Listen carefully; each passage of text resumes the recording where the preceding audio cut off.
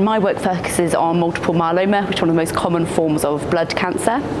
So we use immunomodulatory drugs, or IMiDs, as one of the kind of cornerstone of treatments for myeloma. But over time, patients will become resistant to these drugs. And my work kind of aims to understand why patients become resistant, and if we can either reverse resistance or find ways to kind of overcome or treat that resistant state.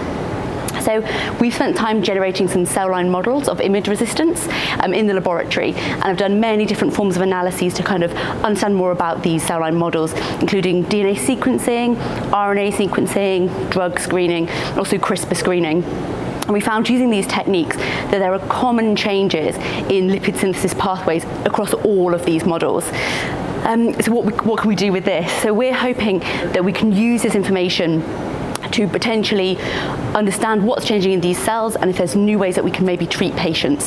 So the next steps of my project is trying to validate these changes in the lipid synthesis pathways and see if we can translate that into the clinic. We know a little bit about IMiD resistance at the moment, and we know kind of some of the genetic changes in a protein called cereblon that these IMiD drugs bind to.